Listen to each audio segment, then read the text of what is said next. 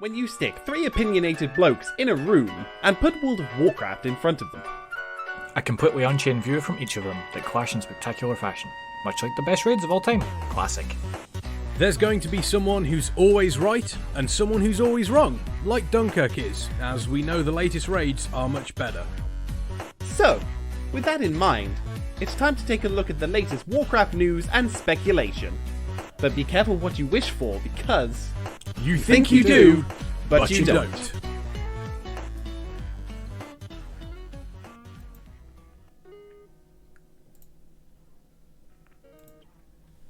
Good evening, ladies and gentlemen. My name is the Almighty Farseer, full title, and I am here with the one and only big, greatest bearded member of staff, and What the hell have you done to Dunkirk? So I'm here with Kexman, and I have frozen Dunkirk in a block of time as punishment for repetition. Yep, as punishment for the repetition of the footage you put on for me last week. Do you know what that reminds me of? Do tell. You know that episode of The Simpsons where Homer is accused of touching that babysitter? Oh yes. No, Mr. Simpson, no.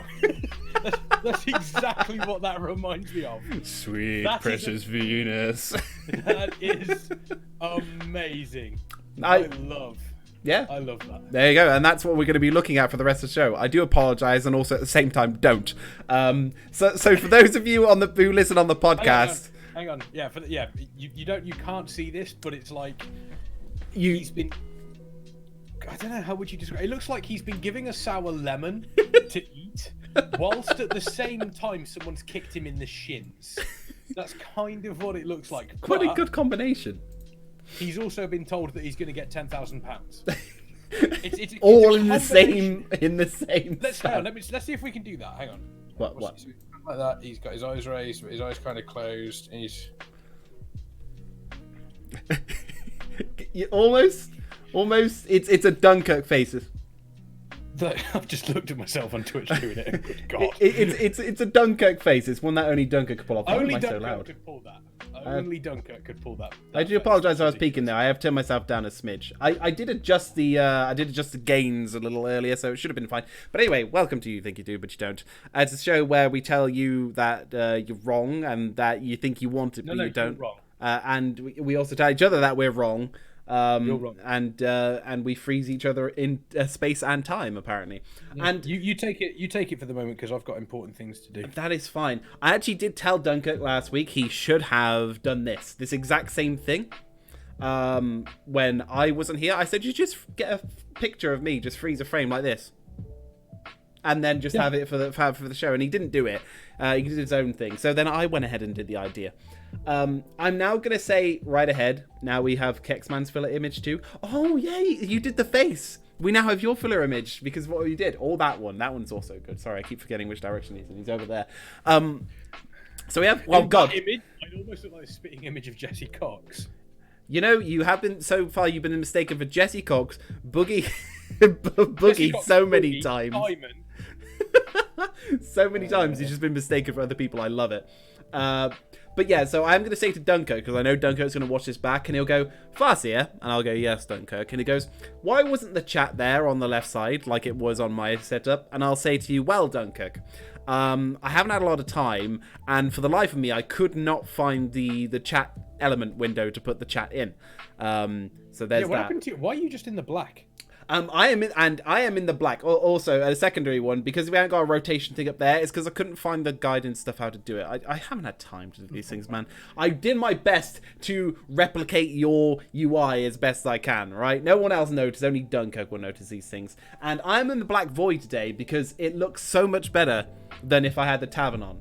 So for those viewers currently on, you know that my green screen is not the greatest, and I couldn't be bothered to fiddle with it today. No. So I decided, I'll have it as a black void, because this is it with the tavern on. It's not bad. It's not too bad. It was worse earlier, but I'm comfortable with the black void, because then it's not. If it does mess up later, I don't want notices. Hey, Rav, guess what I got? Yeah. So Kexman, okay.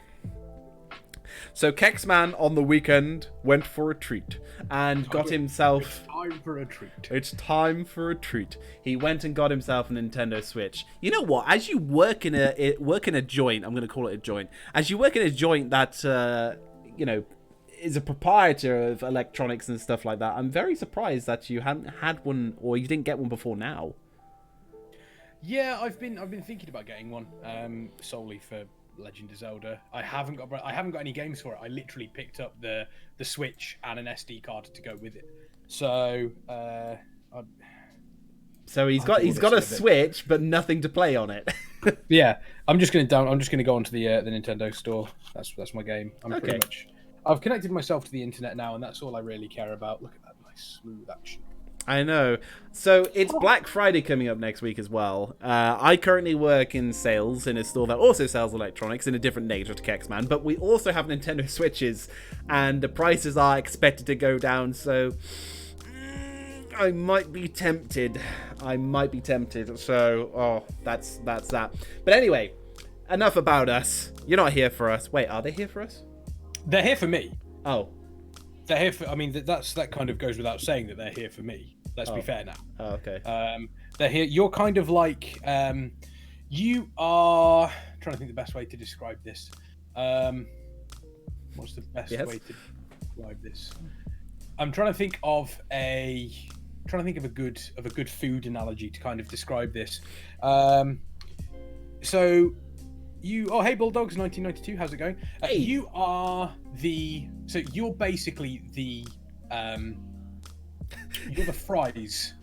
If you go to Burger King, you go for the burger, which is this guy, and you're the fries. Oh, okay. Burger King fries are nice, but nobody ever goes, I'm gonna go to Burger King and get myself a pack of fries. No, but you'd be disappointed if you didn't get the fries with the burger, though. There we go, yeah. Farseer is like milk steak, I'm like filet mignon. Okay, I don't... okay, sure. We'll go with that. We'll definitely go with that. Yeah, we'll Speaking go of going with something, where are we going with the show today? Now, it's been a slow week when it comes to Warcraft news. There's been a few little bits here and there, but on the whole, it has been quite slow. It's been a quiet sort of week. It's the hardest part of our job when there's no content and we're a show and a station that talks about the content of Warcraft and everything. If there is none that we haven't already dug into and sunk our teeth into, then it kind of becomes a little difficult. But we make do. You remember, you are talking to the duo that managed to span like an hour or two of shows way back when, about 10 years ago, and just fill it with nothing but nonsense. And still stay on track in some shape, way, or form. On track is a little bit too far, I feel. Okay, fine. We went off track. We veered off into some horizon, but somehow came out at the end mostly unscathed. Mostly okay. But, I mean... When people are talking about World of Warcraft these days, the main subject for a while, especially after BlizzCon, was Shadowlands. We've spoken a lot about Shadowlands until more information sort of starts trickling out. We'll be hammering on the same topics again and again, and I'm pretty sure people don't want to hear us going on about the same thing about covenants, and it's been spoken about. Everyone has spoken about it to death. Same thing with is it Shadows of Inzoth? Yeah, we know that obviously they've introduced some new stuff. There's been a lot of testing.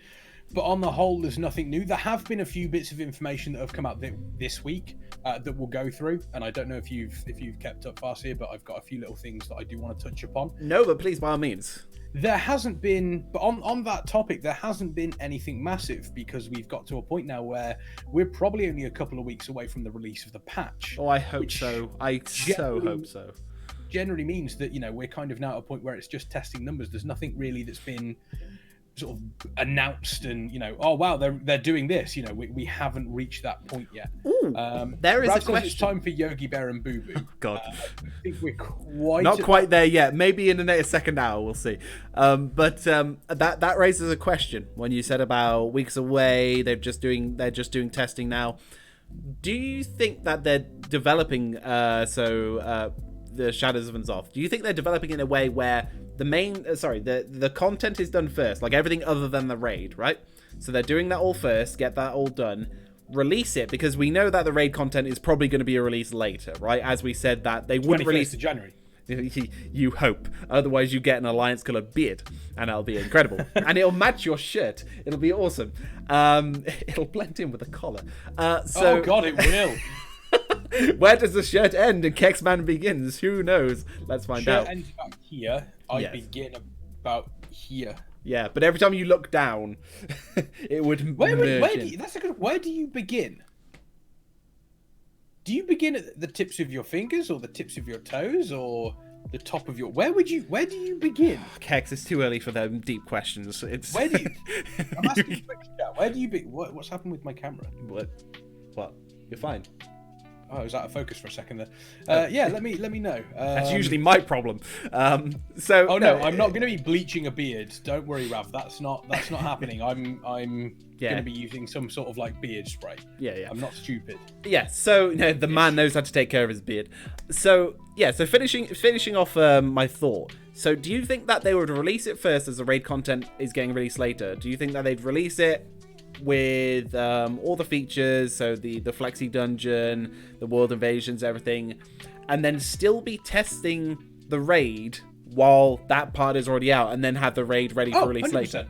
Yeah. They've done that before. They did it Okay. with Sheriff's Palace. Okay, So, so I this is 100% promising could then. see them doing that. So Yeah. this is yeah. promising there, because they're raid testing now, so that's what we see. But on the other side, they're like, right, we're just finishing up everything else. So once that part is finished, they're going to throw that out at us, and then they'll go, right, fully focus on the raid testing. We'll get that ready for the new year. Yeah, I would say so. I don't think as though we've got to a point where we are, we're running low on testing. I don't think that's happening in any way, shape, or form. I think the testing of the dungeons, the endless dungeons, the Visions of Madness has pretty much been completed from what myself and Slanik played before BlizzCon. Mm-hmm. It was in a pretty good place.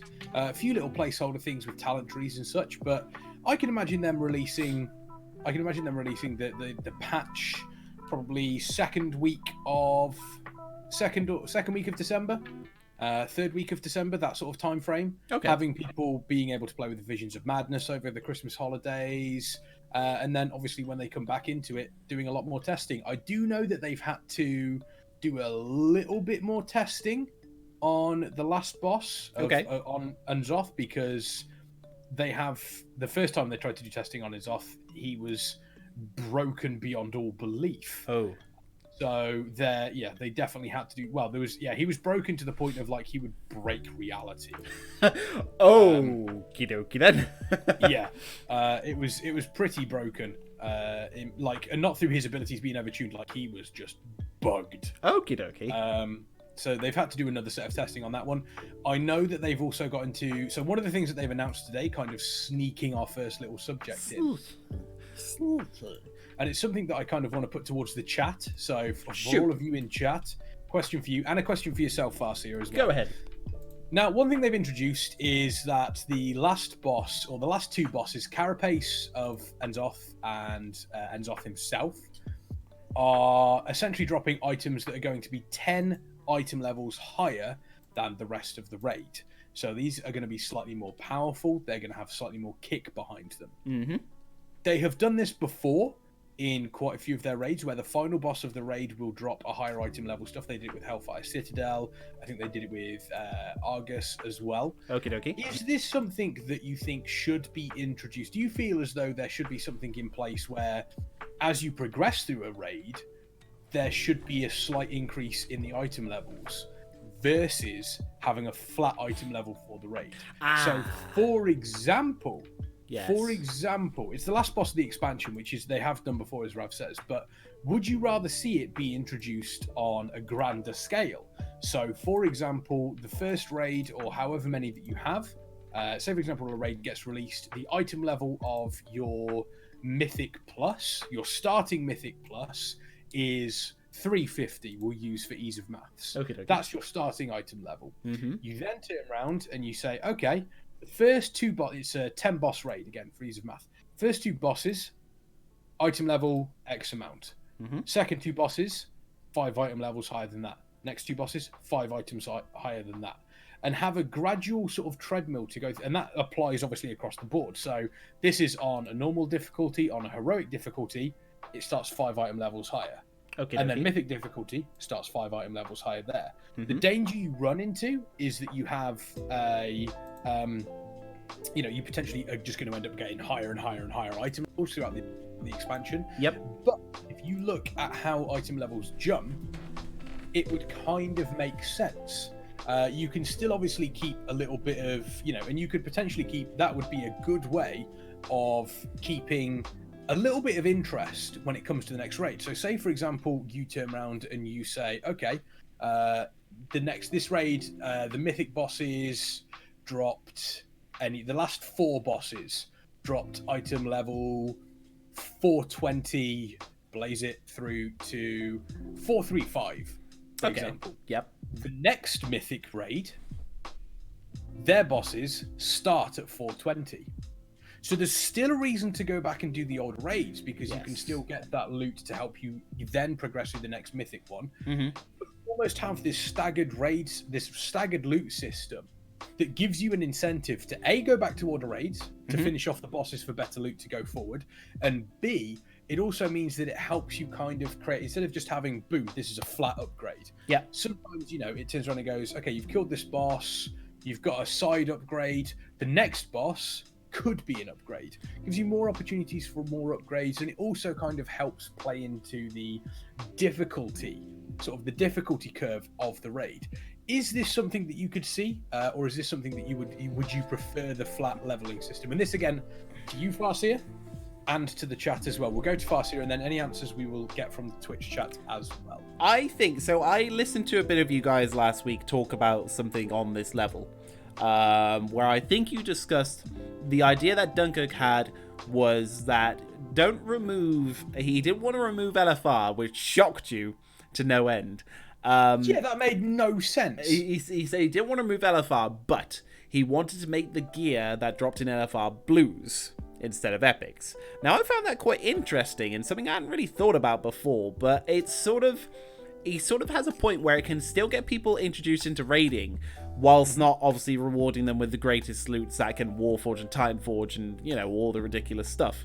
So they still experience a raid at a flexible level that they can with busy lives and such, but they're not given the highest end rewards, because that's for the people who put in the time, who can. And if you can't, since Vanilla WoW, people have complained saying, I should be able to do this, but I ain't got no time. Tough. If you don't have time, then you can't do it. It's simple as. It's the same with any other game. If you can't put in the hours and you can't put in the effort, then you can't get it. You can't cry about it and say, it's unfair that other people can because they have more time. That makes no sense. That's how it is. That's how it's been from the start. That's how it should remain. So you've got LFR. I think that's interesting. But another thing I related to this you did mention was that back in Burning Crusade, a lot of people were doing raiding all over the expansion, even when Black Temple was out.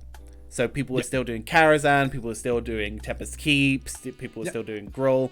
And that is interesting because it still keeps every part of the expansion, like every raid content, like relevant, keeps it going longer. And as Dunkirk said, it makes expansion seem shorter when you just jump to the latest expansion, jump to the latest raid, then the next latest raid, then the next one.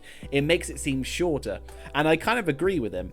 So if we could level out gear a little more, you want a sense of progression, don't get me wrong, but if some side grades I think are needed. Some side grades required. Yes, because if you're forever going up, as we've seen, old raids become irrelevant extremely quickly. No one's done all gear in months upon months upon months now. I don't know anyone who does. If anyone did, maybe... What's an old gear? Exactly. Maybe for transmog runs? No, not even that. Old had horrible transmog runs. Exactly. So no one is all Aldir. Maybe for the quest, to get for the story. Yeah, maybe that. But aside from that, it's like, think of all the hours and the amount of work that the devs put into that raid, and it's literally raided for about useless. Exactly, it's raided for about what was it, 4 months or something? How long before Dazala Law came out? Dazala Law was out for about 5 months, 6 months. So when did it come out, as opposed to when Aldir and then Dazala Law? Like, where was that time gap? Oh, it's. So how long were they raiding Aldir before they all moved on? Okay, I'll ballpark it and say maybe 6 months, maybe half a year. Sounds about right. Yeah, so I'd say about maybe half a year. So the same thing then. Yeah, so I think that it's a waste. I think it really is a waste because everyone who designed, again, dungeons back in Burning Crusade or whatever, had them raids really like pushed and like experienced again and again right up until the end of the expansion. And that is what you should have, because although they're improving upon it now, this is a bit of a slight tangent to the side. Although they're improving upon it now, when I'm referring to the leveling, you now blast through the world and don't experience all the hours and all the effort the devs put into it because you just want to get through and you just want to level because you don't care. Maybe that's just now the nature of the game, but that's the same with raids. You don't want to do the old raids because you just want to get to the end. You don't want to bother with paying attention to the world because you just want to get to the end. The end game is important, don't get me wrong. I see how people want to do the latest thing and how the end game has most of the focus. But you also don't want to just look at the rest as just nothing, because it's such a shame. It really is. So a couple of very, very good points in Twitch chat from Mango and from Rav. The one thing I want to point out is Rav saying people will then complain they need to do 2 times the raid splits. They don't need to at all. They don't have to do those splits at all. They can if they choose to. It's the same way as saying, I need to do islands to get my Azerite power up. You don't have to. It's one of those things that kind of is there as an option if you wish. Now, I know people will turn around like the garrisons. Yeah, exactly. Technically, yeah, they can if they choose to. Yeah, exactly. They don't have to go back and do it. So, but Mango brings up, he says sticking to the final boss, having a slight bump in item level. Obviously, if you were to have a 5 item level increase every 2 or 3 bosses, depending on the size of the place, it might be difficult to balance gear. Which again, I can believe in that one. And the pool of relevant gear gets smaller instead of an entire raid. Technically, yes, but don't forget you're having a slight difference on the item level in each difficulty. So if you are in normal and you have, the increase ahead of you, if you're moving on to heroic, you then have a bump in item level. So it balances out that way to a certain degree. Admittedly, it doesn't help. This was, this idea, I can turn around and it just pulled out of my head. So, it's not. Yeah. So Rav says I can walk out to the street and choose to dodge cars. Okay, maybe a weird thing I'm trying to say here. Ignore that. No, I understand what you're saying. It's something you do quote unquote choose to do. When it comes to raiding, though, that is something. Doing splits is something you choose to do. It's entirely on you if you wish to do splits that way. Yeah. End of expansion bosses dropping higher stuff doesn't matter as much, obviously, because you're dealing with the end of an expansion. You don't worry too much about, shit, is this going to be balanced for the next raid? You don't necessarily have to worry about that. I do say, I think Rav makes a good point saying it's the catch-up gear's fault at the moment, because the one thing that we want to have in place is... Oh, Benthic gear. Benthic gear, yeah, but Benthic gear is an issue, and I think I do agree that it is the catch-up gear's fault. Is we are now in a position where a new character can log into the game, level themselves to full level, and then all of a sudden they can purchase a load of Benthic gear, which is better than anything else that has come out, with the exception of obviously some of the higher-end raiding stuff from Eternal Palace. Now, I am not under the impression in any way, shape, or form that a new player has to go through every single bit of content. But realistically, there needs to be something in place where you have I feel as though there needs to be an incentive to do older raids, and I think we're at a point. I think we're at a point now where we're kind of gonna the gear treadmill is stopping and starting so quickly between different raids that we don't have time to adjust from it. It's a case of, you've logged in, boom, now all of a sudden you've got to get Benthic gear. And it's just like, whoa, okay, I've spent all my time raiding to get Aldir gear, now all of a sudden I've got to get all this Benthic gear? So what was the point in raiding? Mr. Kexman, I have a question. I get that a lot from you, yes. So, I heard you say something very interesting. which was Okay. you don't expect new players to have to do every bit of content, but you still believe that there should be something in to do old raids. So now I would then say to you, them players that came in, again, Burning Crusade is a great example. In Burning Crusade, when your guild was on, so what would be the equivalent of now? So you'd probably be on Tempest Keep and Serpent Shrine right before Black Temple. I guess if we count Sunwell, this is sort of Black Temple. So let's say we're at Black Temple. And then, I mean, you can't count Sunwell because Sunwell was a complete... Okay, let's not count Sunwell then. Let's count Tempest Keep and Serpent Shrine then. So say that your guild is now on Tempest Keep and Serpent Shrine, and a new player joins. They obviously need to get attuned to Karazhan. They obviously need to go through there. That's the best way to kind of go through. You could take them through Maggies and Grulls as well. That can help, but Karazhan generally has some good gear in you can get. So then my question to you, as you say, new players shouldn't have to go through old content. Was that a good system? And another question, would that work now? Like, do you agree with that system? In a perfect world, I would 100% have achievements. I 100% would have achievements. I would say if you want to enter this raid, then you have to do this raid beforehand. Okay. That's kind of part of the achievement. So you would agree with that system then? I would say that system would be the best way to do it, because then there would be a purpose to doing it's there wouldn't be a purpose to doing older raids, because the problem you have then is if you ever get into yourself, like in a perfect world, yes, it works. The problem you have with that system when it comes to achievement tied to other raids is you then create an equality. So it's very, very similar to economics, where, you know, we are currently in a situation where the rich are getting richer and the poor are getting poorer. You kind of get yourself into a situation where you have X amount of people at the top that are raiding on the current tier, that then move on to the next tier.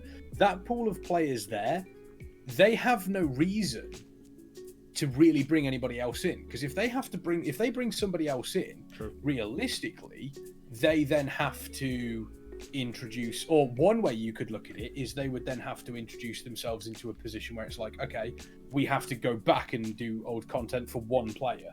There's very few raids and guilds that would do that. However, on the other hand, you then potentially create a community where, instead of having to rely on going through as a guild, the players that are on the lower tier are then preparing themselves and working harder as a group to take themselves up to the next level. So it works both ways. Is you have the guilds that are already at that level turning around and going, well, why would we want to go back down that way for one player? But then on the other hand of things, you've got players at the bottom level going, let's pull together, work together. We can all bring ourselves up to that level. So as someone who doesn't hang on, raid, sorry, I'll continue. I've got an idea. Just to finish off the other question that you asked, do I think it would work now? Yeah. No. And I think part of that is because as you know, kind of as the game has progressed, it's very, very nice for us to turn around and say, oh, you know, this worked really well in Burning Crusade, or, oh, Wrath of the Lich King did this thing really, really well. We should introduce it.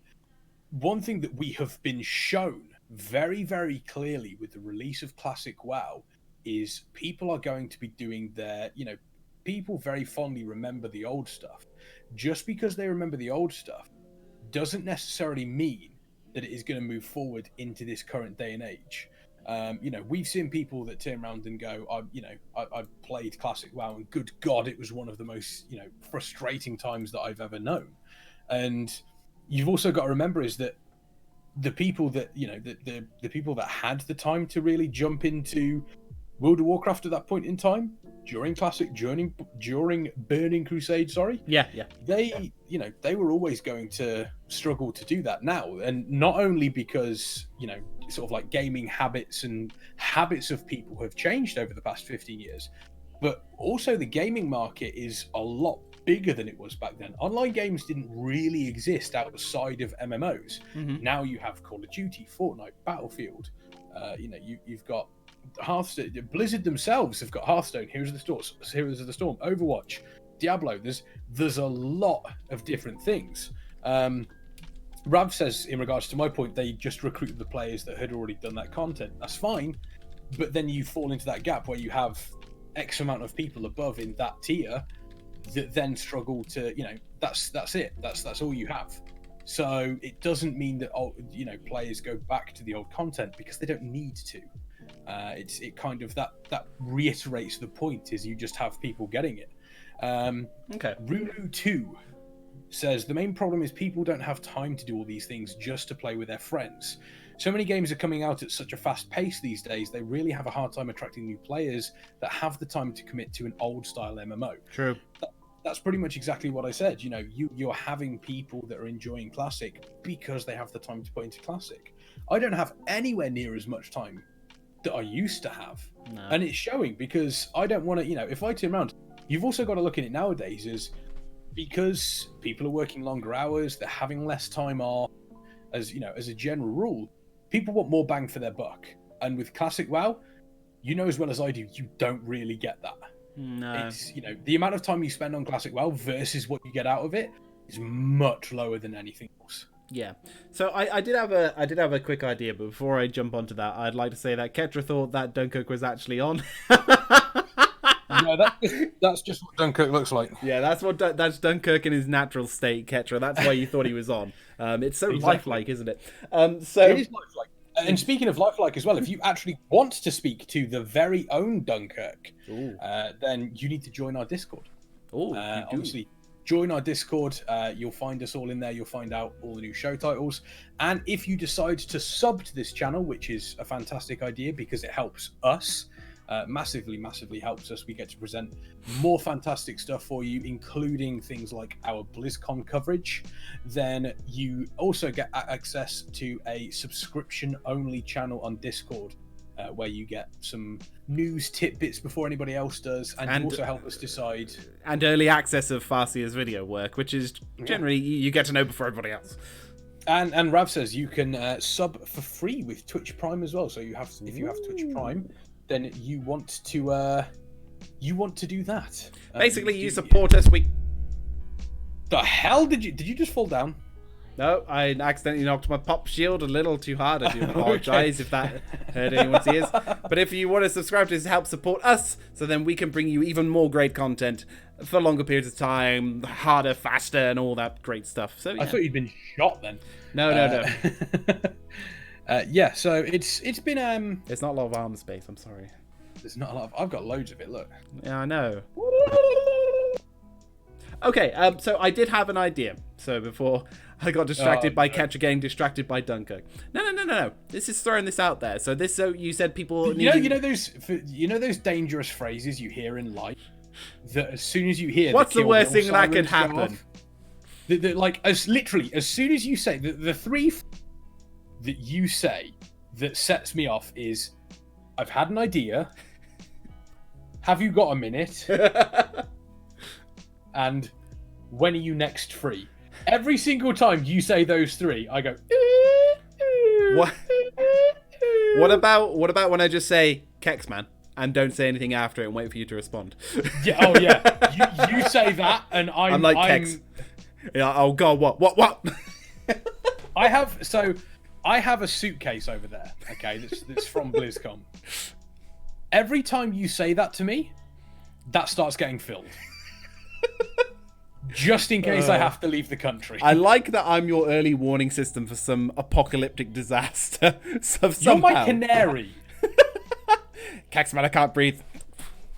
Starts suddenly packing. Exactly. Oh god, obviously we're getting gassed. Anyway, so moving back on. It's affecting everything. For some reason it would hit me before you. I don't know how. We'd live in the same town, man. I have a stronger constitution. Roll a constitution saving throw. So you said about people needing incentive to go back and doing old raids. Yes. So what if instead of completely abandoning old raids and moving on to the new ones, what if Blizzard maybe put in Oh gosh, what if Blizzard maybe put in some new or alternate bosses that unlock maybe on a rotation in old raids, so you can either get some side grades for them or something to that effect? No, because you would then have to. It would again. It wouldn't be good. Your time wouldn't. The time investment you would put in would not be worth it. What if it's a side grade though? Because then it isn't necessary, but you can, like, not an upgrade, so it's not necessary for upwards progression. Yes, but again, the investment you're putting in. Why would you want to spend, I don't know, 2 or 3 hours clearing a raid? I mean, obviously, if you've got it on farm, it's a bit different. Mm-hmm. If you're like the raid above or 2 raids above, then it won't be that difficult, right? No, it should. Realistically, you could probably clear it in about an hour and a half if it's like a standard sort of like 6-7 boss raid. Mm-hmm. But again, the danger you've got is why? Why would I spend my time going back to get maybe one piece of a side grade when I could do 3 or 4 mythic plus keys in that time to get better gear? Now hear me out. The length, and you should know this as you've done quite a couple of streams about this. You should know the length that people go to get mounts. So what if, as well as transmogs that people like to get, side grades that could be relevant at the time, also mounts, if that was on the cards? So you would be surprised the amount of people that raid that do not give a single solitary shit about mounts or transmogs. Then it would kind of be, again, it would kind of be pointless. What? Especially what if heathenism are you speaking of? Not giving a shit about mounts? No, why would, again, why would they? Why? Because invincible? So if it's a unique mount you can't get after a raid tier, but put it in the older tier, it's something, it's, you could do something like that. Whether or not it's going to generate enough interest, I don't know, because what you would do is, realistically, if you're going to put it in a raid like that, you wouldn't put it at the end. So you wouldn't have them do the entirety of the raid just for that one boss. So because, again, the time investment you're putting in, especially at that point, is, it would not be worth it. I know for a fact that it wouldn't be worth it because of people's now lifestyles and habits, as you expressed it. There really is no hope for going back to all the raids or incentive of spreading it like it was way back when. There is potentially something that they could do in regards to maybe making attunements. I feel as though they need to. I definitely feel as though there needs to be a look at item level. So they always talk about item level inflation, and they want people to be properly. They kind of want people to be properly encouraged to do the new raid, because that's the one that really pushes them forward, and you want to feel as though you get powerful. At the same time, however, the item level different plus the catch-up gear that they're also doing is now getting to and it's a catch-up system each patch as well, not just at the end. So for Mr. Pandaria, your catch-up stuff was put in Timeless Isle, which meant that it was already the end of the expansion. You can kind of settle on that. If they were to add catch-up gear at the end of an expansion for this last boss, I would be perfectly fine with that. But we had catch-up gear that was coming in, and part of it was the Warforge. Not the Warforge, that's Pride Show. Yes, it is. That's on Wednesdays here on Warcraft Radio. What am I thinking of? The not War Mode. The War Fronts. I knew there was a war in there somewhere. Them things. That was part of the problem, is you could do these War Fronts, and all of a sudden you're getting gear that is, yes, it might only be once a week, but you're still getting gear that is equivalent to the current raid. The catch-up mechanics are starting to get. What I hate is what I hate in relevance to that is how gear is so important. If they didn't put that gear, the War Cheeseburger. Ruru2 said the War Cheeseburger. I don't know what cheeseburger is. Oh, that got put in BFA. Yeah, I remember but that. I want it. But I want it. Can you put in chat what the War Cheeseburger is, please, Ruru2? Yeah, put in the ingredients. We want to know. Yeah, we'll do it for our cooking show. But no. Basically, what I want to say is, I hate how important gear is to everyone. Because if they didn't put gear like the upgrades that can push you forward and whatever Warfronts, people wouldn't do it. If you didn't put it in, like, I guess in Islands for some progression for the Azerite power, I suppose, people wouldn't do it. They have to dangle the next biggest piece of gear in order to make it relevant. I wouldn't care this is me, obviously, but I wouldn't care if that wasn't the case. If they had Warfronts to say, you get a full set of, like, really badass looking Horde gear, if you do Warfronts, which you do get, like, sets of undead gear, and depending on the Warfront anyway.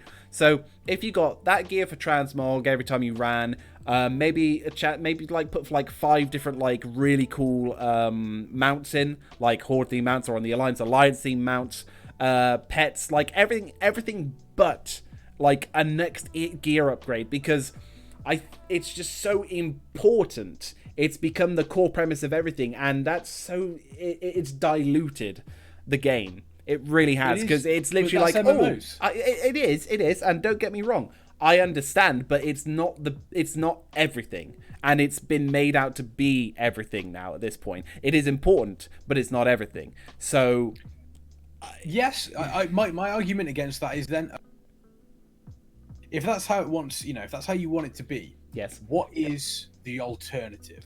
Like I said, for the Warfront, so for the side content, for the fun features they put in, transmog stuff, pet stuff, because like a lot of people care about transmogs. Not everybody, but a lot of people do. There's a section of people who care about pets, sort of. I kind of do, not too much though.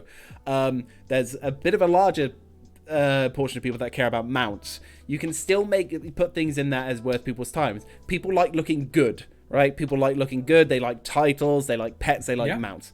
So let's take Method as an example. Method will not give a flying crap about Warfronts or the Tower of Toragast or whatever it be, if that was the case. No. If it were just this, is what I mean. So if it were just mounts, pets, and all these, everything but gear, they wouldn't care and wouldn't touch it. Fine, they have the raids for that. They have like the top end mythic dungeons, if they do them. I'd imagine they do, and the top end mythic raids. That's fine. And so if people want to do that and get that highest level gear, let them push for that. That's already in the game. There's plenty of things in the game to push you up to that.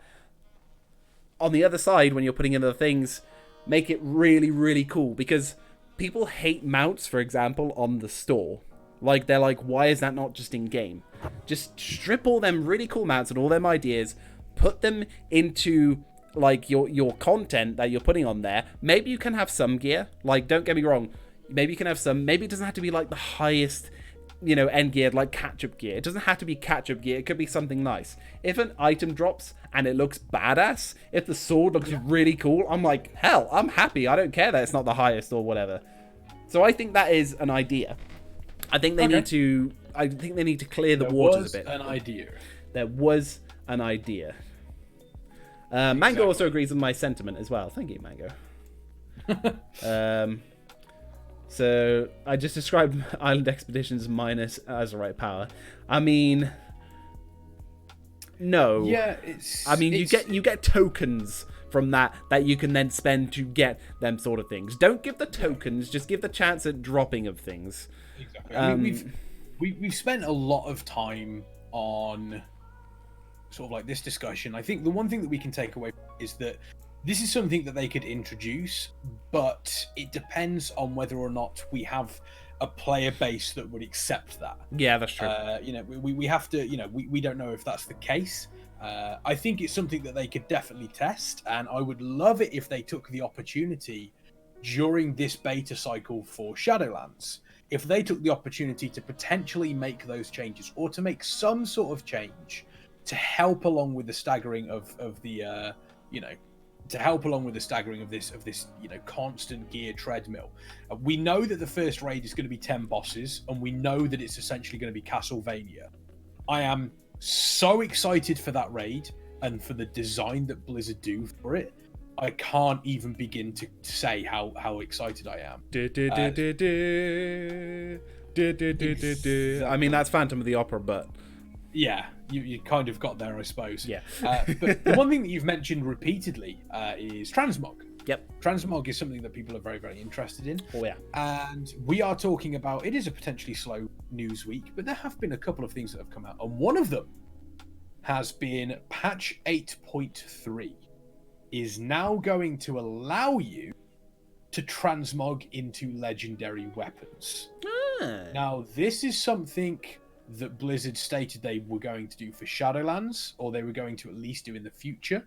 And they have also potentially stated the chance to for us to transmog into legendary armor, of which there are a few, but not many. Why did they not do that before? Now is the question. So I imagine the question for it was at the time they wanted, at the time of when transmog was introduced, there wasn't a massive array of legendary weapons. There wasn't, and for the weapons that there were, they were still relatively rare. Okay. Whereas So they want to keep them special. They wanted to keep them quote unquote special. Okay. We're now a fair few years removed from the introduction of transmog. Yep. More people have had chance to do their weapons. More people have had chance to get legendary things. I think it is, he stated before, pretty much what Mango says. Ian basically stated, we want to keep legendaries scarce. We want to keep them rare, so it looks like an achievement. No, good. Yeah. No, I agree with that. Yeah, but now with the amount of time that has passed since. It's time to get on the bandwagon, so you can now transmag your legendary weapons. Transmag the fat bass. Transmag the fat bass. Okay, so that's true, but I mean, also once artifacts came in, you could transmog to have the Ashbrick on your back. Right there. Hold on, I pulled out my headphones. Hold on. He can't hear. Is that? No, they're not. Right, so I've got no arm space.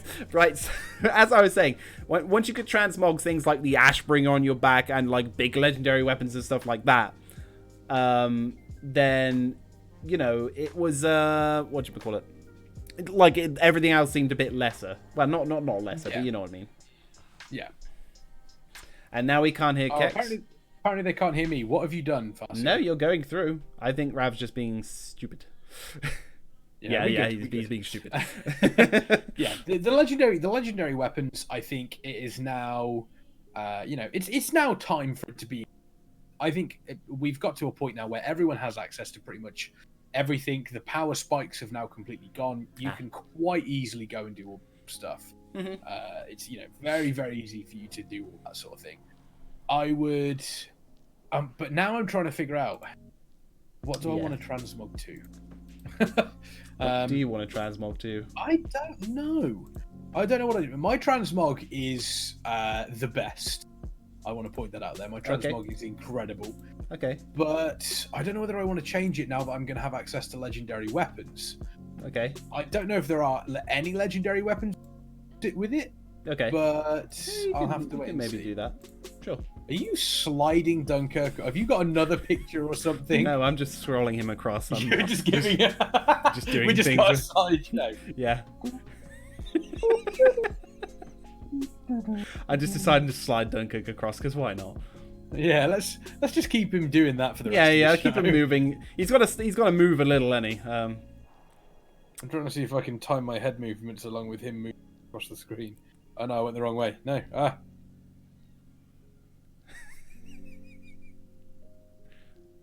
Cool. Okay, so I completely forgot what we were talking about. The legendaries, yes. So, yeah, that's cool. Anything else with the new patch? Dunkirk is trying to slide into your DMs. Yes, he is. Oh god, you can piss off.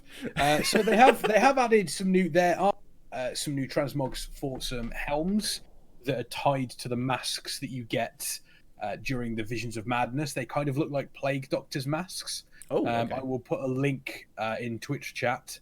So if everyone wants to take a look at that, for those guys that are listening via podcast, then we are going to have those on Discord as well. So if you guys do want to see exactly what we're on about, then make sure you join us here in Discord. I think they look quite cool. They're kind of like almost like they looks like they're made of stone or plate or steel or something like that. Let me see how fast I can get this on the screen. Let me see if I can. They look very, very interesting. Whether or not it's something, it's recolors. I think they are slightly different models than some of the masks that we already have. I could be wrong on that, but don't quote me on it. Sorry for Kexman cutting out now and then. We've had this since the very beginning. We still don't know what's causing Is it still happening? Oh, it does happen now and then. Like, it only happens for like mere seconds at a time, but it's so weird. It really does not make sense. It does not make sense. If it does not make sense, you must quit. Yeah, so we've had, I mean, obviously we've had the slight updates to the item levels. One thing that we have touched upon that has been causing a bit of a stir in the WoW community recently.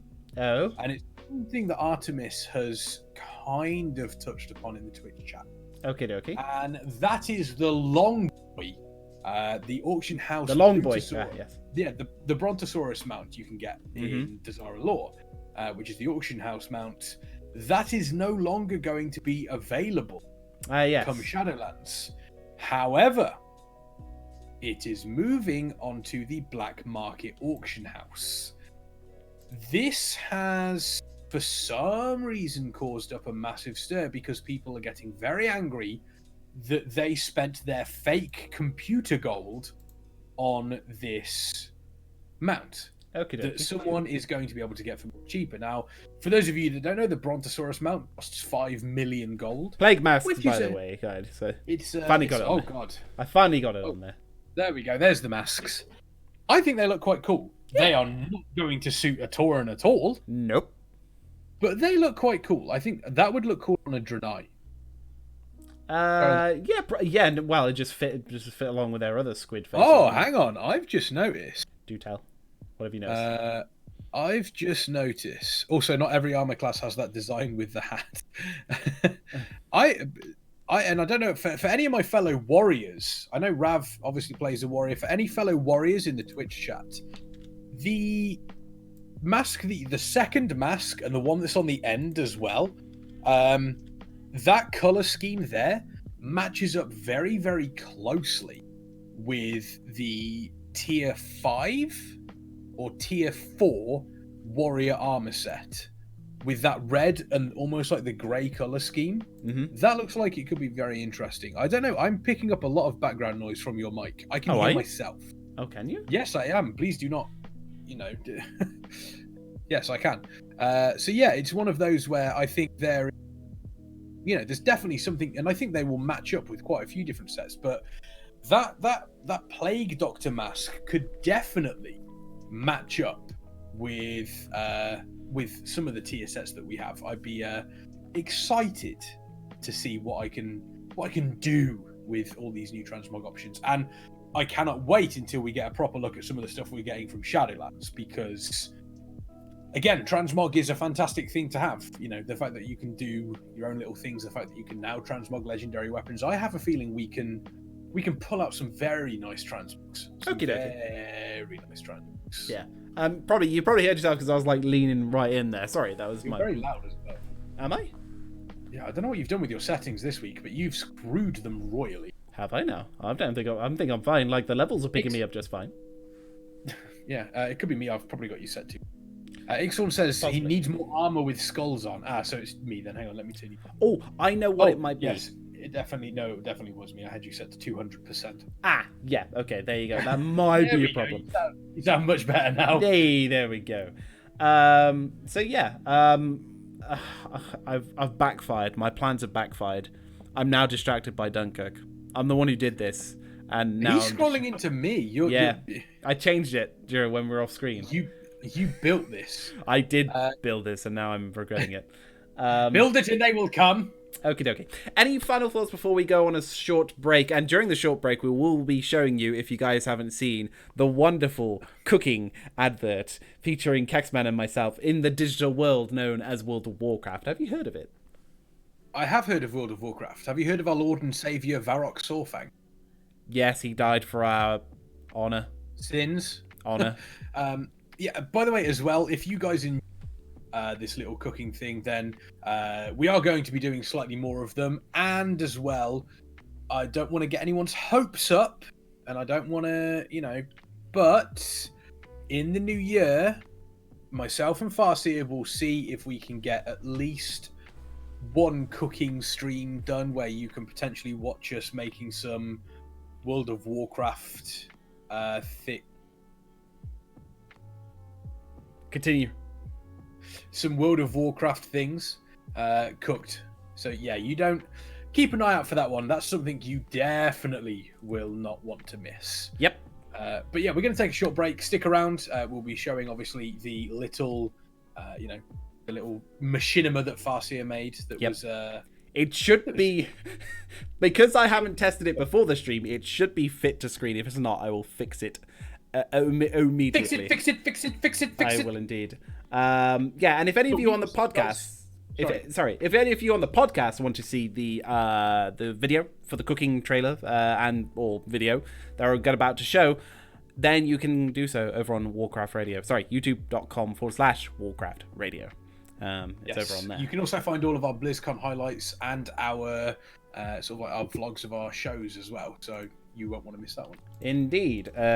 Right, I'm going to make sure that I have everything set up. I'm going to make sure that you're not going to be talking during the break because I haven't got a fancier setup like Dunkirk and his virtual audio cables. I'll just mute myself now. That's even better. But yeah, so we'll be back in just a few short moments, guys. If you've seen it already, by all means, go get a drink, go to the toilet, do whatever you want to do. We'll see you after the break.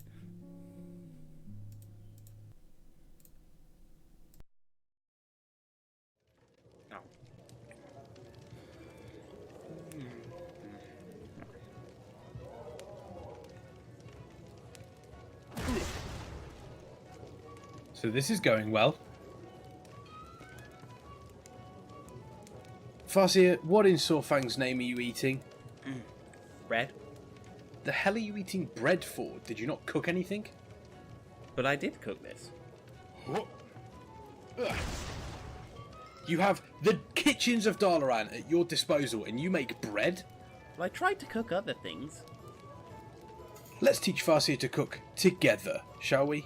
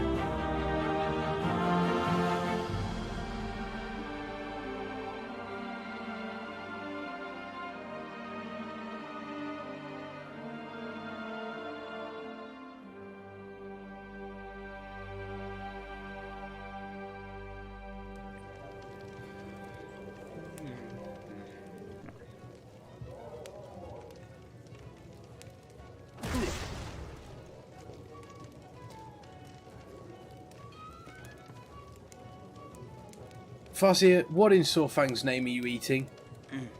Bread. The hell are you eating bread for? Did you not cook anything? But I did cook this. Ugh. You have the kitchens of Dalaran at your disposal, and you make bread? Well, I tried to cook other things. Let's teach Farseer to cook together, shall we? Oh!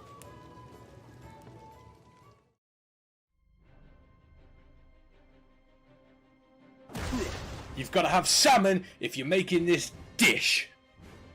Come to High Mountain, got some salmon, time to get some snails. Yep.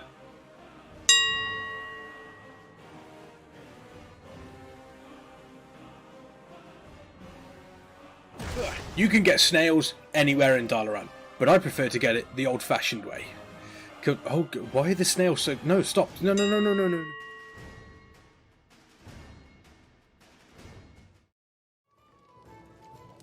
Where did Kex go? Oh, God. You've got your salmon, you've got your snails. All you need now are some jalapeno peppers and some royal olives. Leave it to stew for a little while, and you have the perfect Drogbar-style salmon.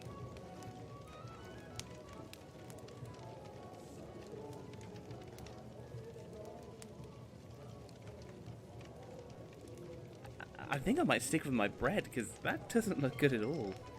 But if you spend more than 10 seconds eating it, you buff yourself with pepper breath, giving you the chance to unleash a mouthful of fire damage on all your enemies. What kind of food are you trying to get me to make? In fact, I was just sat here happily eating my bread, and then you came along, and then you just started giving me all this shtick about just making bread, and then you go on about salmon and fish and snails, and I just want to just... Oh, welcome back, guys. Sorry for that little issue at the start. Oh, Dunkirk's still rotating. He's still rotating. Dunkirk's still scrolling. Oh boy, I didn't. You know what? I didn't expect it, but you know, again. That was fantastic. I'm just. I Okay. love how Rav was like, "You don't want to miss this." It didn't even play to begin with. So. No, I fixed it though. The weird thing is that I did the exact same things I did with the original file, and it worked the second time. I don't know why it didn't work the first time, but we got there in the end. And Rav says it's kind of starting to make him sick. I think I started getting sick the moment I looked. That image is just hideous. I might. Oh stop. no. I mean, you don't want to miss Farseer actually cooking. We'll put cooking in quotations. Okay, no, we're not doing that. Okay, we'll keep him at 0. Oh God! I just saw him suddenly start. I just saw him suddenly start moving. The fastest we've ever seen Dunkirk move. We really have. Okay, so right, we've talked a lot about raids. Talked a lot about a lot of stuff. But we can't. Transmogs, yeah. But we can't really go through this week without talking about the latest. Well, they say it's quite fresh news about how well WoW Classic has done. A lot more so than people probably expected. No, I think people expected it. I think some people did. I don't think everybody did, though. I think there's a lot of naysayers who think, it won't be that great or whatever. I myself, I'm one of them. I didn't think it would be that big. I thought it'd bring quite a few players back. I think it would be good. I never thought that it'd be, as successful as it became. And I'll put my hands up. I said that. I didn't think it was going to be, the biggest thing ever. But no, it's really helped from the looks of things. It's really helped numbers-wise in terms of money and players. And had to burp. And then it's what you get every week when you're just like... It's affecting me now. Oh, God. But no, WoW Classic is looking pretty good. It's in a very good place. But then It's in a very good place and it is very successful. I mean, let's not ignore the fact that Blizzard had their largest ever increase in subscriptions during a quarter period than they did with Classic, which is fantastic. However, I get the feeling we are starting to slowly see people step away from Classic. Mm-hmm. We know for a fact that Asmongold has said that he's getting to a point now where he's finding classic streams to almost be a bit of a drag, which is, interesting. I think again, it's still, let's not forget, it's still very successful.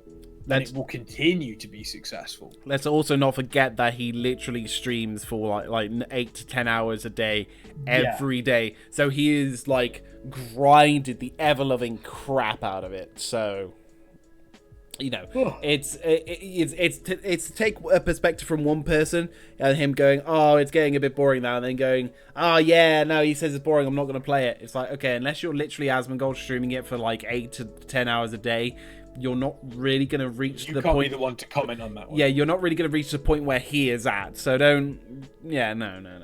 Yeah, exactly.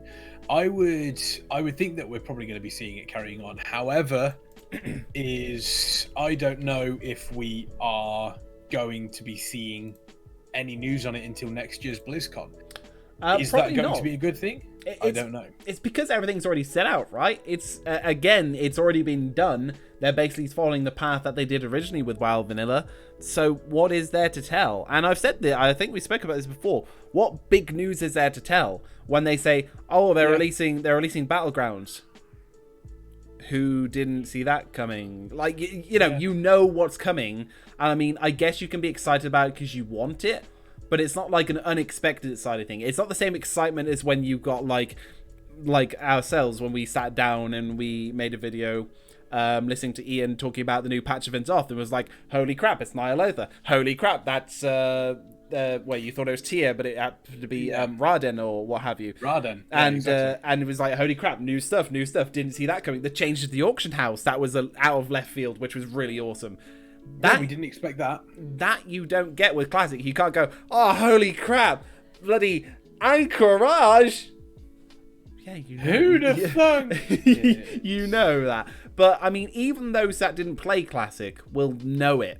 Because they know, right? They can look back and they know. Maybe they didn't know the exact order it came out. Yeah, maybe they didn't know the exact order it came out. And, by all means, go and experience it for the first time. Sure, that's pretty cool. But it's not the same, right? It's not like it's fresh new content that's never been seen before, you know what I mean? Not only is it fresh new content, but it's also content that has been done a million times before as well. And it is, and again, going to go on record, not particularly difficult content either. No. So you do end up in a position where you have, yes, it's been very, very popular because of the nostalgia, but we're now 3 or 4 months in, well, probably like 2.5 months in, that nostalgia starts to wear off slightly. Yep. It starts to really get to a point where you're like, okay, kind of done everything now.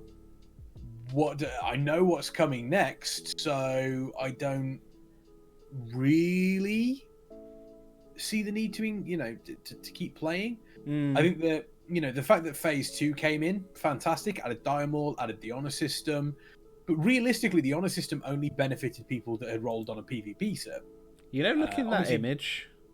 Can you imagine if WoW was put into VR and you actually saw like Ragnaros in that much detail, like towering above you? That'd be amazing. Well, that's why they the one thing that's actually touch upon something very, very soon. Okay. That came out and was kind of skipped over. Oh, okay. I do want to take a look at it because it was put on Twitter. But yeah, in regards to Classic, I definitely feel as though Classic is still been massively successful and it will continue to be successful. Is the novelty of Classic WoW starting to wear off? Yes. But I think that kind of goes along with everything. People wore themselves out on it and now they're kind of stuck with nothing to do. It's sort of the same with retail, isn't it, though? Like, you to a could certain degree, yeah. basically say the same with BFA, but people burnt out very fast on BFA because of just its flaws, right? But people did get burnt out and bored about things, even in Legion, arguably what I say is one of the best expansions they've ever had. I'm pretty sure, and actually, no, I know people got burnt out and bored in Moments of Wrath Lich King, where other people say that's the best expansion. It always happens. It's the nature of MMOs. Blizzard and any company cannot produce constant amount of content. It's just not possible. And Blizzard is unchallenged at the best of doing MMOs. They're running the longest running and biggest, most successful MMO of all time. So Rav has burst in. RuneScape has weekly updates. Yeah, but RuneScape has weekly updates, but when your game is comprised of a couple of paper clips stuck together with gum, it's very, very easy to create weekly updates. Let's not kid ourselves here with the fact that, you know, RuneScape and World of Warcraft are two very, very different beasts. Yeah, they really are. You've got the offices of RuneScape, which, don't get me wrong, probably has like a nice, a fair amount of number for their team. But you have Blizzard in like, California, with hundreds in their offices of teams working on all sorts. And, you know, you can't compare the two, right? Hang on, I'm just creating RuneScape servers. Bear with me a second. Just creating some RuneScape servers. Hang on. He said no MMO can do it, but they can. Yeah. Is it an MMO though? It technically is, but I would argue that you kind of okay. So then, all right, if it's so, you know what? This is a show where you challenge it. If it's so good at doing that, then you know why is it not a threat to WoW being like one of the greatest MMOs? Oh, asking the real questions there. And I'm serious. If it's like the only MMO that's done this for weekly content and pumping it out and doing it so successfully, why is it not even greater than it already is? Ooh, bold. It is true though. It's true. I'm serious because even with all the manpower Blizzard has at their disposal, they can only produce so much content. I've created a RuneScape server. Oh. That this could run RuneScape. Oh. Okay. Will you go through your design with us, Kexman? Yeah. So this is the light. Okay. That explains that basically says like is the server. So if the light's on. Yep. Server's on. Okay. I've just turned the server off. Oh, okay. You don't want to do that. Okay. No. This is just kind of like your access port. Okay. You kind of just. Is that where people log in? That's where you can log in. Like, okay. I'm now in RuneScape. Oh, okay. Yeah, okay. Oh, Jesus, that was terrible. And now if I just hang on. Oh, hang on. I've got. Oh yeah. What? Okay, so if I turn it round, you can see here that you've obviously got your code written on this. Mm-hmm. And you can also actually, if you look there. Yep. You can actually see that's the annual pay of a RuneScape server engineer. Oh, okay. So how much is that? 50p? That's 50p. That is 50p. Okie dokie. If you want to, I would like to. But the problem is with any of this is if you take out the server engineer's wages, it all falls apart. I'd like to just describe to the podcast listeners out there that Kexman was literally just holding up a fork with a train ticket shoved between the I was going to call them pincers. I'll keep calling them that. Shoved between the pincers of the fork. Yes, shoved between the pincers of the fork, along with a flashlight, a 50 pence P, and a keychain with a Centurion helmet on it. Okie dokie.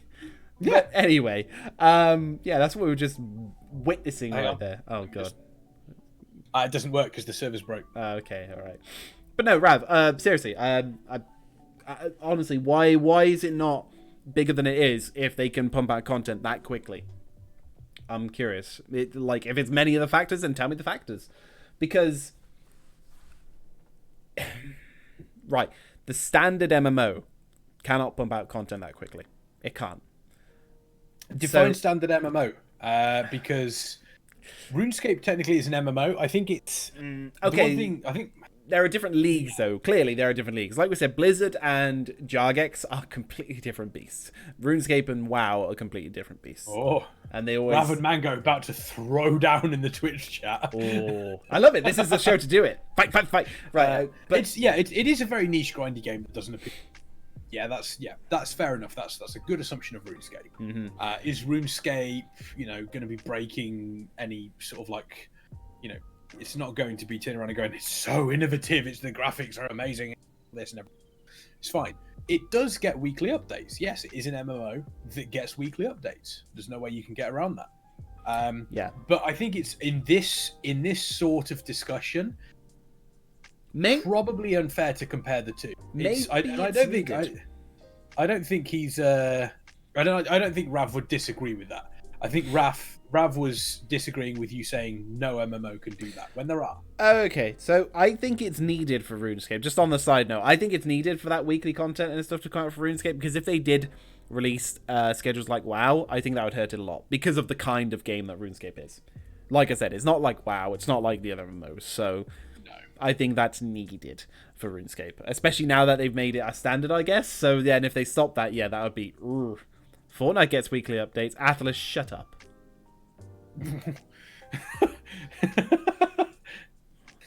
Anyway, so moving on. So we're talking about updates like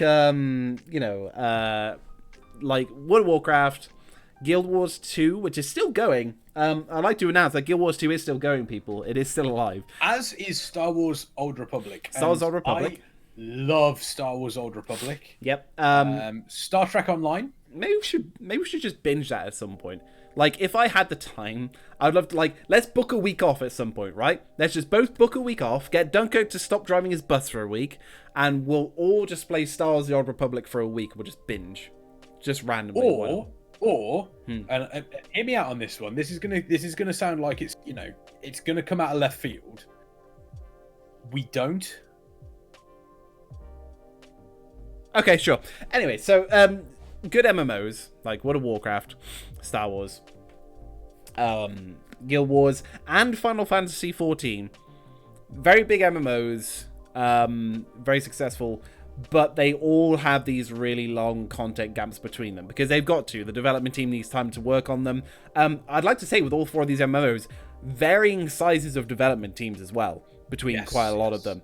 Final Fantasy XIV has quite a big development team, I believe. Again, so does World of Warcraft. Guild Wars 2 development team is down quite a bit now, I think, but they're still going.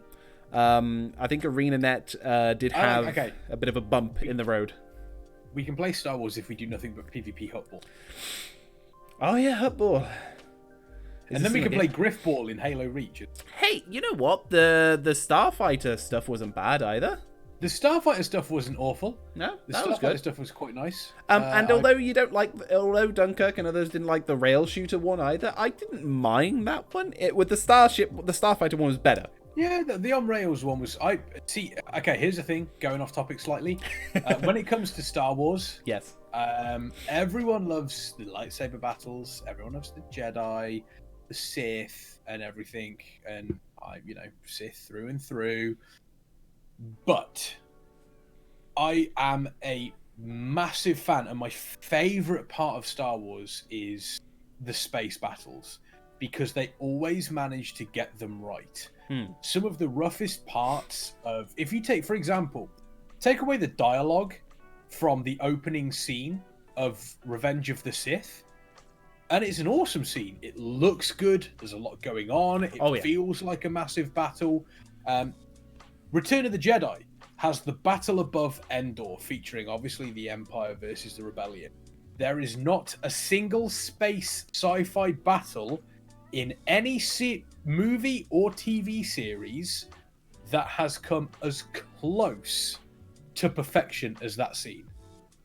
That scene is the best sci-fi battle of all time in space. Okay. And I would I would happily argue that against anything else that anybody wants to put up. There have been some very iconic scenes. First Contact, where they face off against the Borg cube.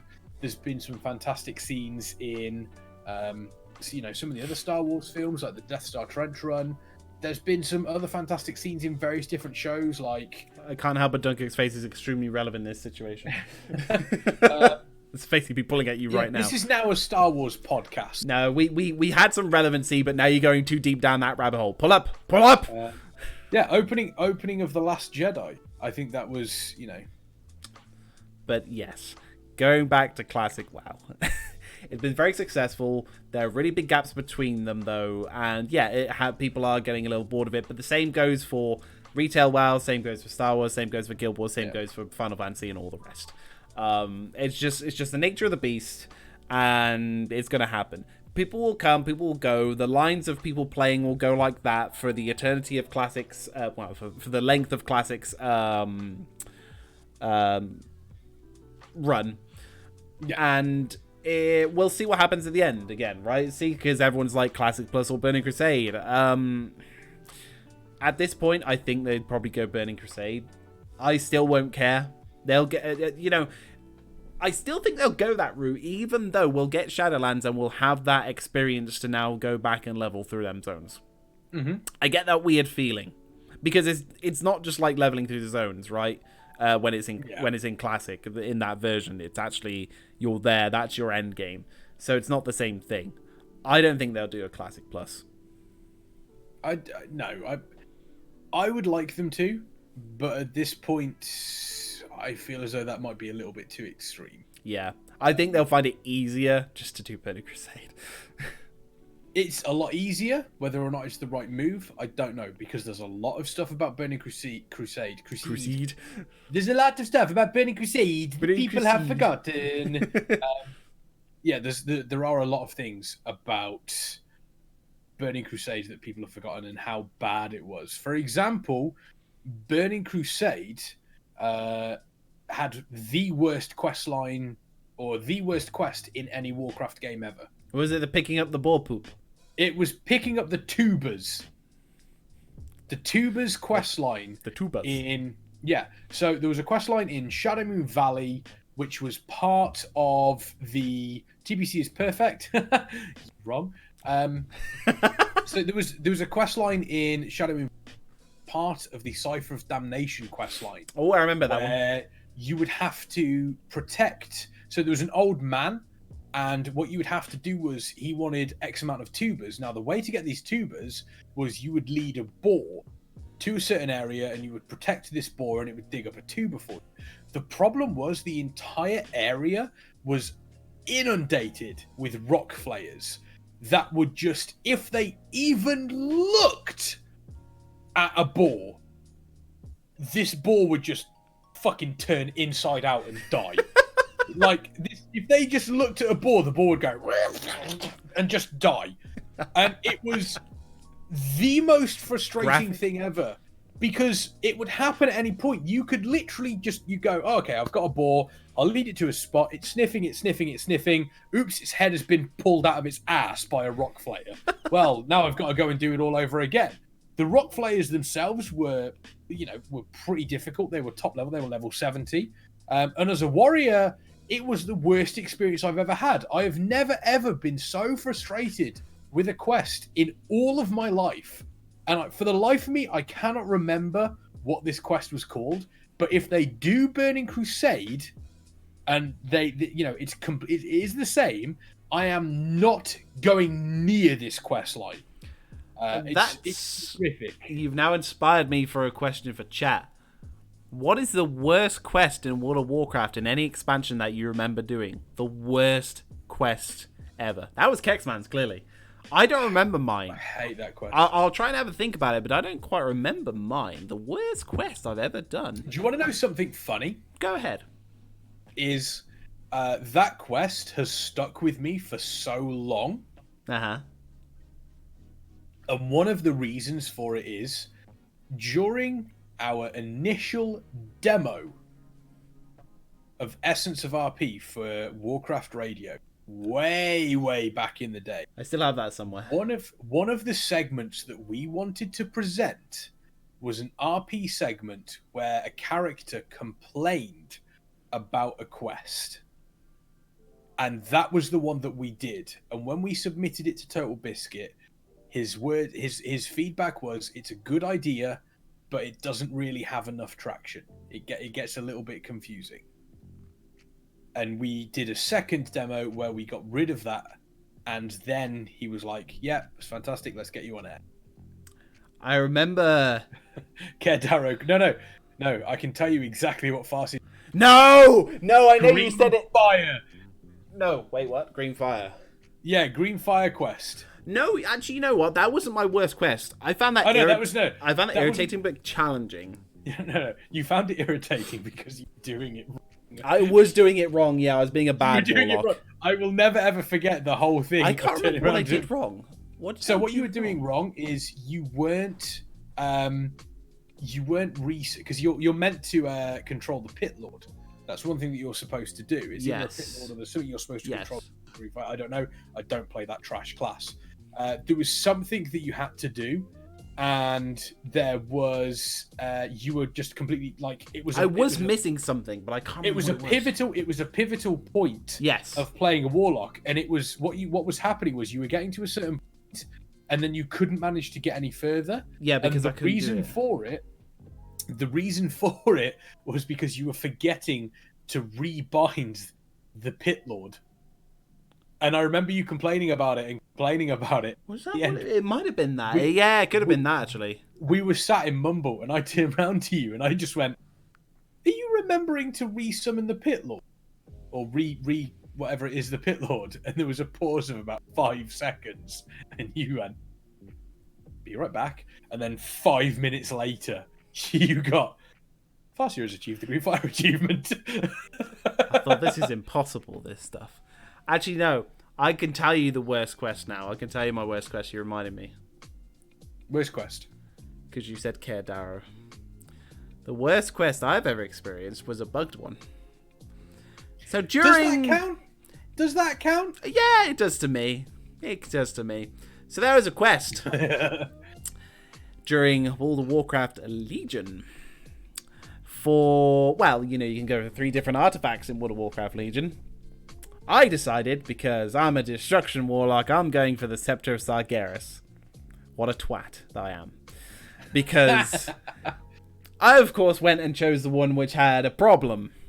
Knowing me, though, it would have probably it would have been an issue no matter what weapon I went for. But at the time, there was a part of the quest where you have to kill all these people in Care Darrow of the Shadow Council. Yep. And then a demon is supposed to come through, a little imp demon is supposed to come through a portal. And you're supposed to speak to him about either completing the quest or moving on to the next part. Yep. I got to the part where I killed everyone. The demon opened the portal. But there was no question mark above his head. And I sat there, I kid you not, for 4 to 5 hours on the launch of Legion in Care Darrow, waiting for this imp to pop up with the question mark above his head and for this quest to unbug. And I sat there waiting. I didn't have that problem. I just went straight through. And I sat there waiting. Dunkirk would have been at the Blizzard office at the time. Should have sent a ticket directly to him. I should have just emailed it through my fist to the Blizzard office and been like, Dunkirk, come and fix this goddamn quest. But no, apparently it wasn't just me. Other people had this issue as well. But I was sat there so my first 4 or 5 hours of Legion was me sat in Care fucking Darrow in the Western Plaguelands, waiting to talk with this bloody imp demon. And about 4 hours in, I remember the question mark appeared above his head. I was like, "Ah!" I just flailed and I went, and that's it. And I didn't have that problem. I went in. The only problem I did was the fact that later on down the line is that Warriors had a much longer quest time to unlock one of their artifacts or something. Like the next part of their storyline was ridiculous. It ended up where it was like you were having to do sort of like five days that you were having to wait over everybody else. It was the most frustrating thing ever. Yeah, 5 goddamn days we had to wait. What was it? A lot of people are pointing out the capes and the rings in Mr. Pandaria and WoD respectively. Yeah, they were pretty rough. They were, especially the PvP, where you had to do PvP. It was pretty painful. Ooh. Here's one that I didn't, because I wasn't about for this, but do you want to put this up there on your worst quest list, Kex? So, okay, go on then. What about that legendary cape in Warlords of Draenor? Okay. I heard that everyone feels sick every time that's mentioned. That was a quest. Is that up there for you?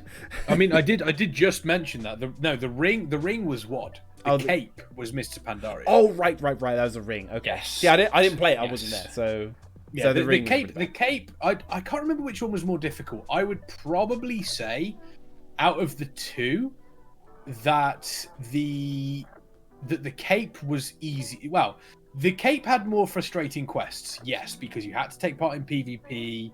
Ugh. But it was quite nice because there was a little bit of a build-up. You obviously had your Shah-touched weapon that dropped off the Shah in Terrace of the Endless Springs that you could then imbue with, a special gem, and you had, See, that's cool. there was a few things. The cape itself wasn't too bad.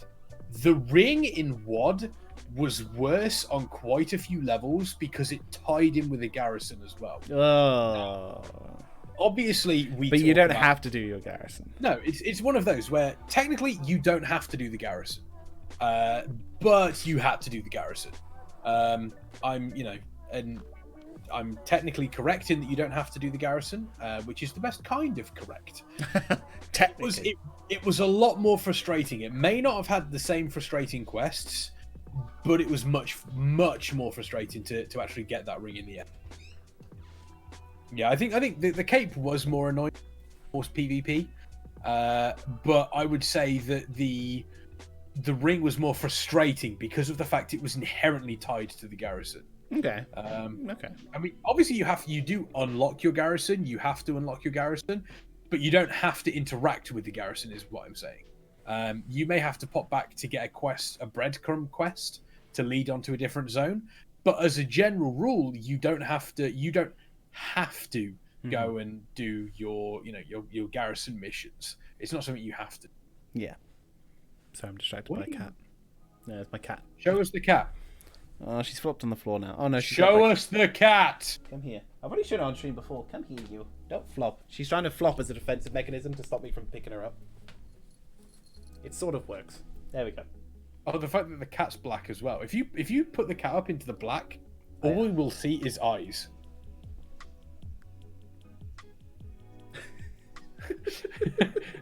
That's all we see. It looks really weird. She doesn't approve being blended in with the black, even though she does it all the time. Ugh. She's like a panther. It's okay, the shirt's okay. I want to be a panther. Is my Murloc still demonic today? No, it's actually sort of okay. No, the black is okay.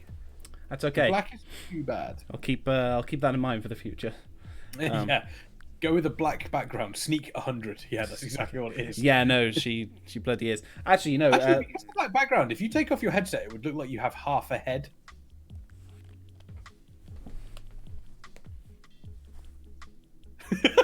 That looks really weird. There is like a slight white outline. There's a slight white outline, but it's not. It's my aura. There is a glow to me. Yeah. But no, speaking of my cat, yeah, no, Sneak 100. Sneak 100 confirmed. On the top of my yes. door frames. Yes, I've seen that. I've actually seen that. My cat sits on the top of the door frame, like lies down on the top of the door frames. We'll miss her sometimes. We'll be like, where's she gone? I forgot you've got black arm warmers. Oh, I do, yeah. You look like Anakin when he gets his arm chopped off by Count Dooku. Because Wait, if you keep your hand out the way, it just looks like you've got a stump of an arm waving around. Oh. I don't know. But yeah. Maybe not that way, you moron. There's. Oh, there we go. Yeah, there we go. Yeah, it looks like you had your arm cut off. But yeah, no, my cat has a horrible thing where she likes lying on the top of door frames. So we'll miss her sometimes, and we'll look up and she'll be staring down at you. We've now, so she's called a Kemi. We now have dubbed her Bat Kemi after Batman because she loves to be on high perches staring down at me. What is a Kemi? It has a meaning. It has a great meaning to it. Speaking of great meanings, the one thing that I saw on Twitter this week that has, there's been some interest. It could be that it is. Stop teasing us. What are you talking about? Great meanings. It could be nothing. However, Blizzard have recently put up, and I will see if I can find it on their careers website. They've recently put up a position for a software developer or a server developer. I think it's a software developer. I'm qualified. No, I'm not qualified. I can't do You're any not of that. qualified for that at all. Careers Blizzard. I'll see if it is still on here. Bear with me a second, because it made me go, oh, Okay. Oh, in just a bit of side news as we're talking about Blizzard positions, I think was it the lead designer for Warcraft 3 stepped down, didn't he? Apparently he did. He kind of just he was. I think at that point he was done. Yeah. Which it is. It's basically like Ben Brode, who made a cheese sandwich music video in some weird fashion. Yeah, that was weird. We do know that they have. Nice to see you doing good, Ben. Nice to see you doing well. That they have done. So here's something. Here it is. Here it is. So they've announced a senior software engineer position. So it's something that obviously is that they're doing, and it is from a shared server engine. Okay. So that basically means that it's not something that Blizzard have developed.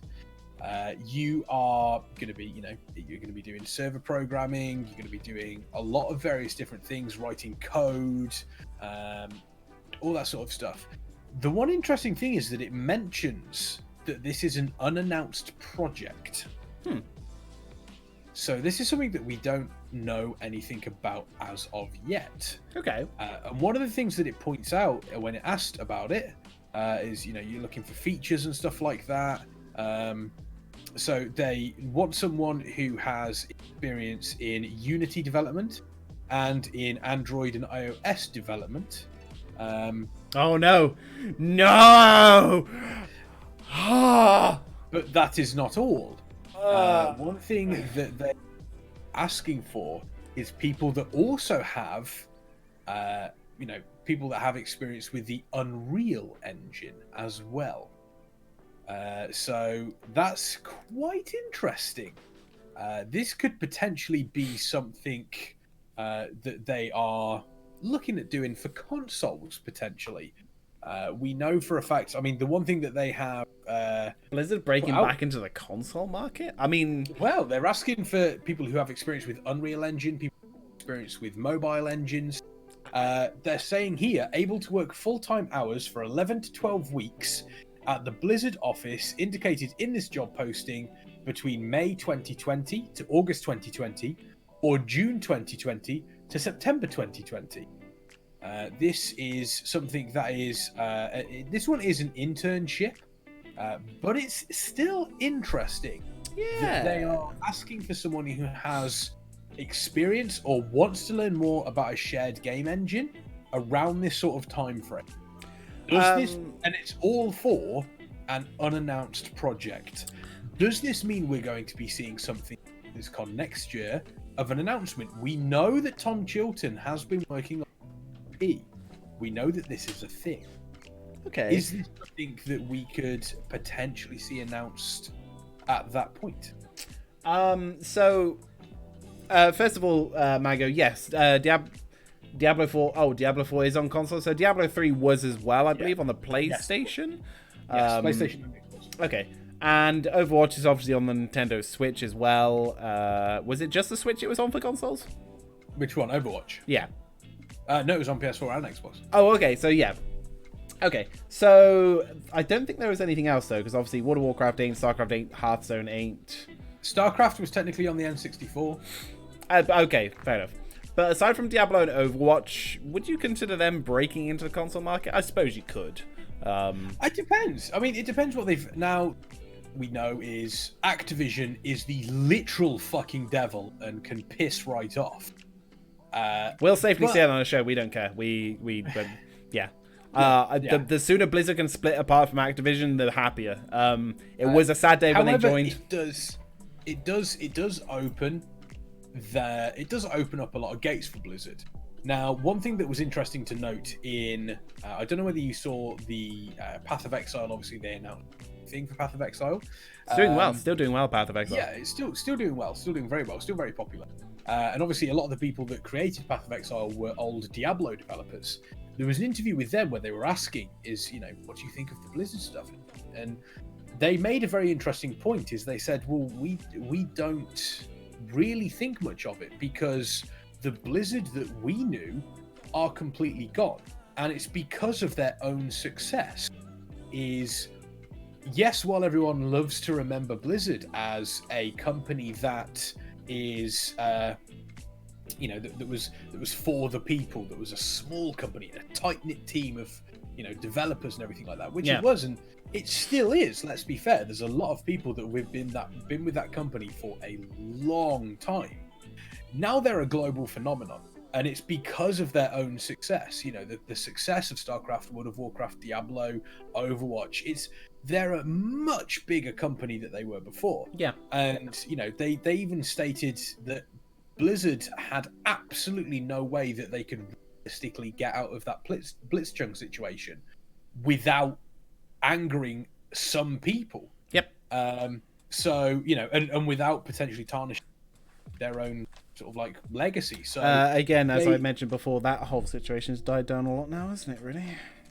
Not as much as you think. Not as much as you think. Okay. There are still, but again, kind of going back to it, is that now that they are joined with Activision, it gives them more opportunities for doing stuff with console games, and I can 100% see them doing a console-based game, or at least a game that is released on all platforms. And it being something that Tom Chilton is. Okay. So Tom. Isn't Tom Chilton now head of Hearthstone currently? No, he's currently heading up his own project. Oh, who's head of Hearthstone now? Who is that one again? It's no longer Ben Brody. Got given to another crazy man. I don't know. Okay. I think that's I genuinely don't know. Okay. So I think the interesting thing with this whole situation is next year we've had so many announcements this year in Diablo 4, in Shadowlands, Day of the Dragon, Overwatch 2. There's a lot of stuff that has come with already introduced and known IPs. Next year, one of the big things is going to be a new game from Blizzard. I'm saying it now, and I think it is going to be something that appeals to console gamers, PC. It's going to be across the board. I believe that we are probably going to see some form of. I would love to see an adventure style game. I'd love them to do an adventure style game, kind of in the same sort of vein as. Trying to think. Maybe like not Assassin's Creed is like an action adventure game. We haven't had one of those from Blizzard. That's true. Okay. Diablo's a dungeon crawler. Overwatch is a first-person shooter. I would love, like a Legend of Zelda style game from Blizzard. Yeah. That could be incredible. Do you know the crazy thing is, have you seen that Legend of Zelda set in the Warcraft universe? Have you seen that mock-up, obviously fake trailer of Link being a hero in Overwatch? Yeah, I wouldn't want it. Firstly, I would, so screw you. Secondly, he fits in so well. Like, his aesthetic, his design works so well with Blizzard's style. So it makes me think that I wish Blizzard and Nintendo could work a bit closer with some things. This whole thing with Overwatch during the whole Hong Kong thing isn't really, it's all been bad timing. It's all been terrible. And obviously there's been problems with Overwatch on the Switch as well. Again, that is more Nintendo's ballpark than Blizzard's, because Blizzard offered them the game. Nintendo said, Switch can handle it, and if there's a problem, well, it's Nintendo's fault. But I would like to see them work closer together. I doubt they collaborate on a game, because does Nintendo collaborate with people? They can do sometimes. Okay. Sometimes, because like their styles would mesh well, right? If it was set in the Nintendo world or in one of the Blizzard fantasy worlds, they just seem to be quite similar. So I think it would work. So maybe a future in that we'll maybe see. Just as an outside thought. Sawfang and Smash. Sawfang and Smash. Oh God! Give it to me. A new challenger arrives. For the Horde. I mentioned previously Legend of Zelda in a Legend of Zelda style game in Warcraft. How much would you want that game? Like, what? I mean, the question then is obviously, do you do 2 games? Do you make loads of money by doing similar to Pokemon? Here's the Horde version of the game. Here's the Alliance version of the game. True. I would 100% play the hell out of that. Yeah, like Mango said, I would pay. He'd pay endless money. Rav says no. What? Just no.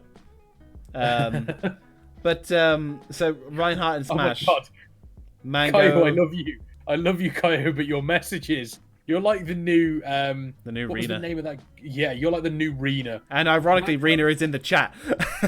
Basic Boys 2 and have heart in Kirkham Revenge. No, don't be sorry. Don't be sorry. It's wonderful. No, it is wonderful. Do not be. Do more. Please give me more, Kaio. It's amazing. Thank you. I say Mango. You speak says, English better than fast. Don't worry. So I see Mango says he wants to see Reinhardt and Smash. I want to see Reinhardt in Heroes of the Storm. I want them to put him in. I think he'll fit well in Heroes of the Storm. Reinhardt would look good in Heroes of the Storm. Heroes of the Storm gets bad rap.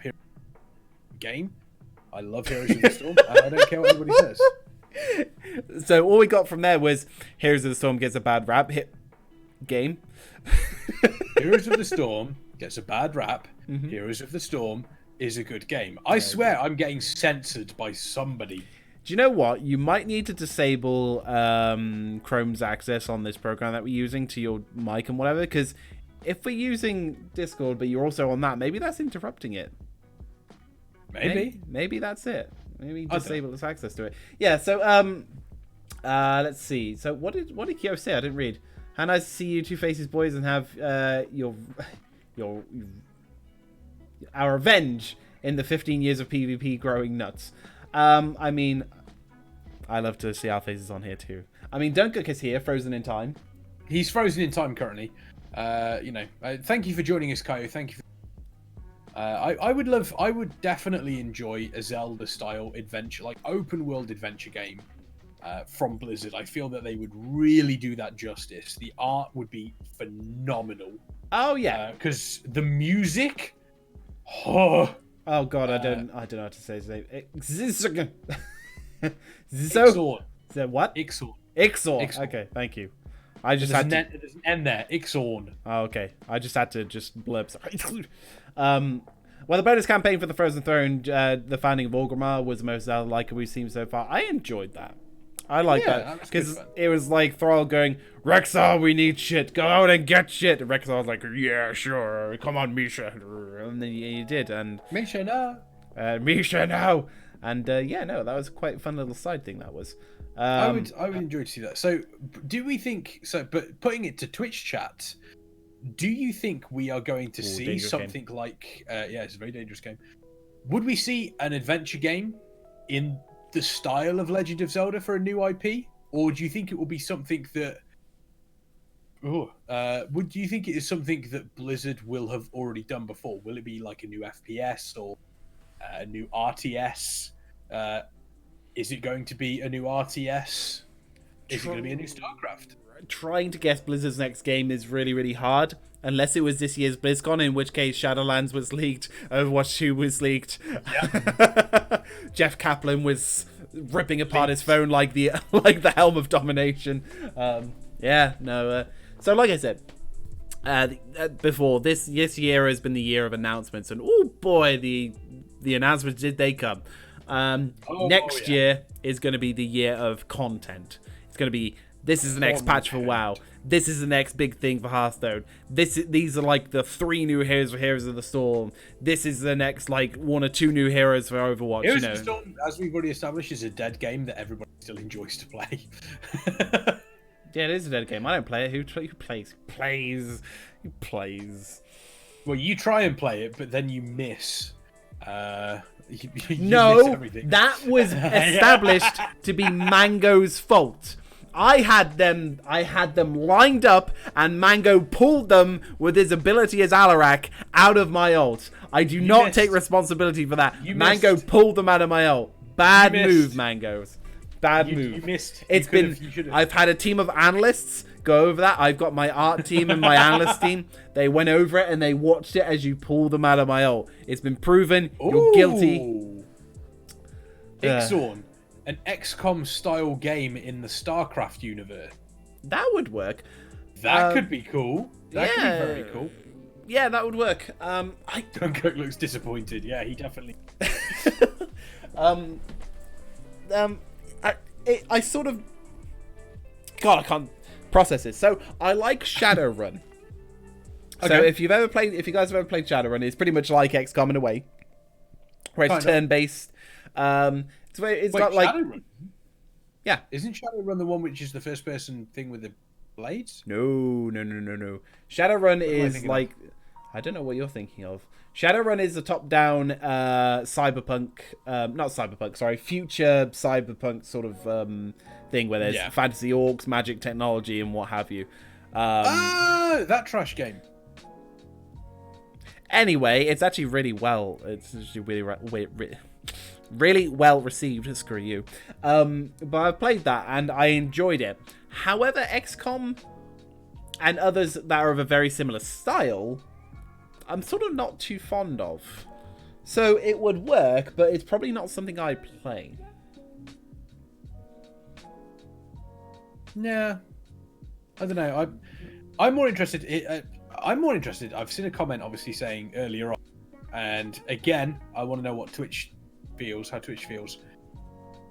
They've said that any Overwatch character could appear in Switch if they wanted to. In Smash.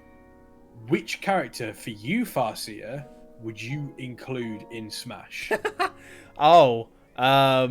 Overwatch. Oh, from Overwatch. Yes. Which character from Overwatch do you think would work really well in Smash? Or which is the one, regardless of how well you would want to see? Oh god, that's actually hard. Thank you for the bit drop, Caillou, as well. Oh yes, thank you very much appreciated. Rav's gone with Reinhardt or Doomfist. I could see Doomfist. Doomfist would work well because most of his abilities I can already see other characters having in the game. Yeah. I don't know. Do you know what? I don't think they fit into Smash that well.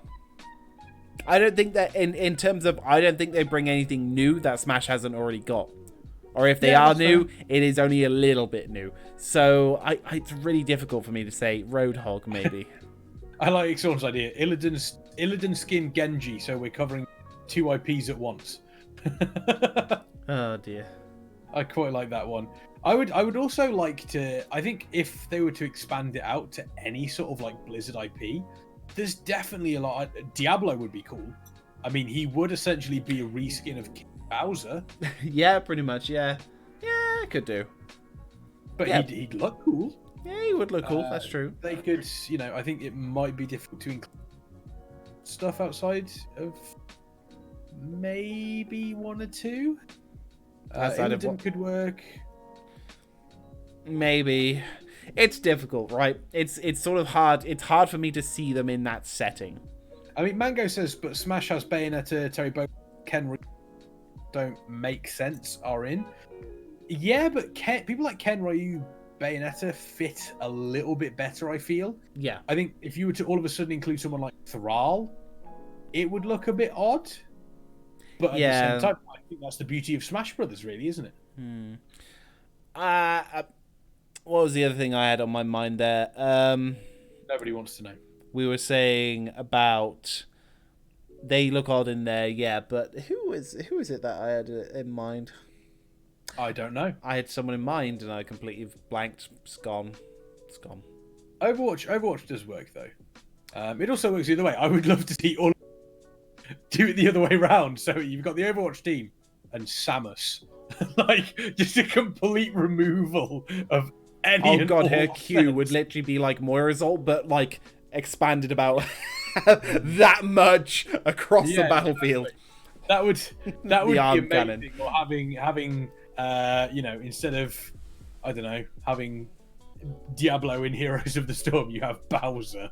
Just this is a Bowser skins. Weird trades going on. Yeah, thank you for this.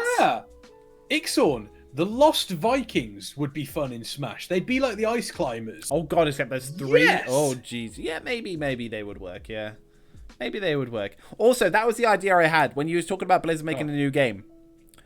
Fighting game. Okay, so kind of like their own version of Marvel. Marvel vs. Capcom. Yeah, you did cut out when you said that, but I saw what you said. I could read your lips. Yeah. May could work well in Smash.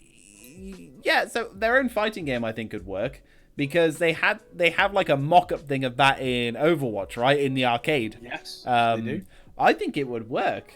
So like you could literally have a grand match between the Lich King and Illidan and just go at it. I think that would be incredible. I'd love a Blizzard fighting game. I would be behind that, you know.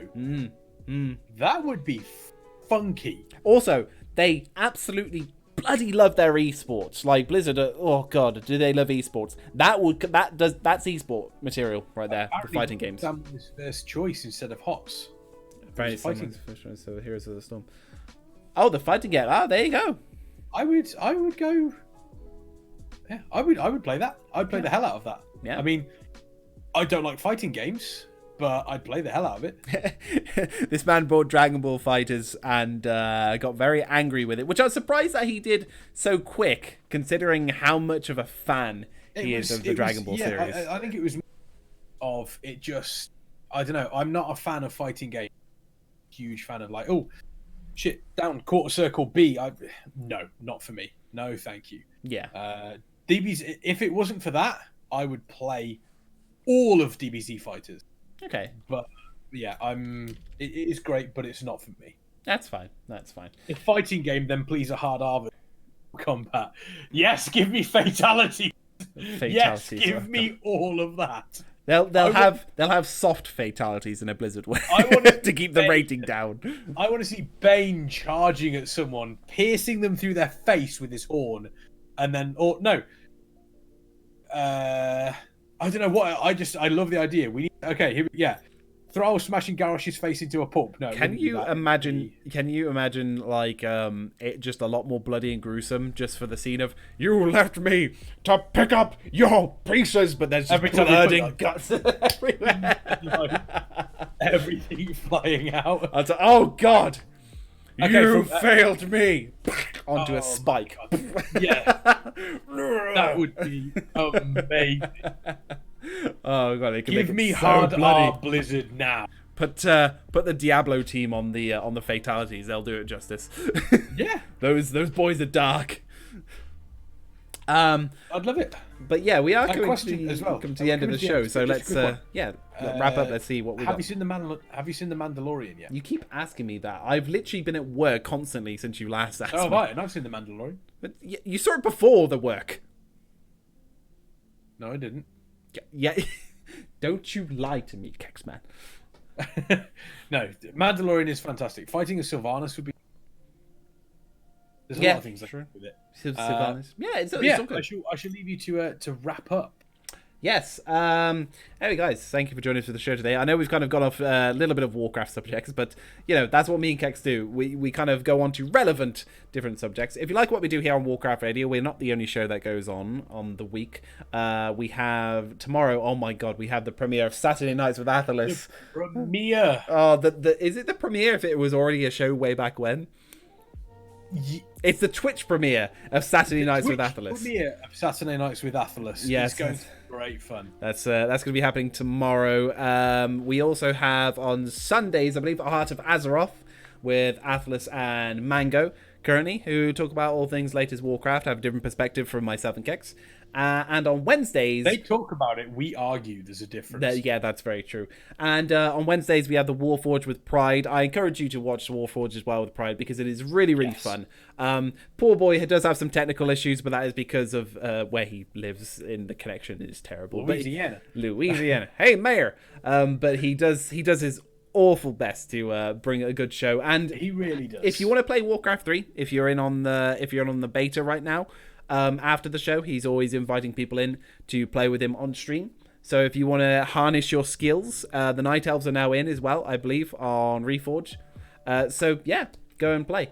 If you like what you see, follow us on all of our social medias: Discord, YouTube, Twitter, all of that good stuff, and keep up to date with us. On top of the shows, on top of the structured shows, we also do streams throughout the week.